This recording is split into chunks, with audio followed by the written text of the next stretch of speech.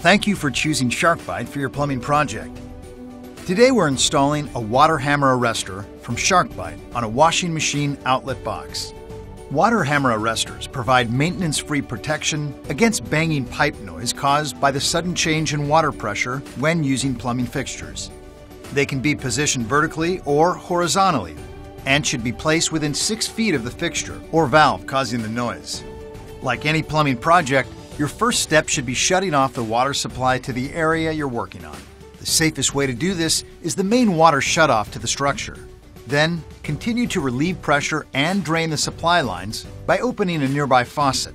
To connect directly to a fixture, disconnect your supply line from your stop valve.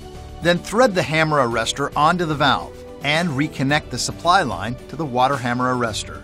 Hand tighten and then use a wrench to a quarter turn. Be careful not to over-tighten.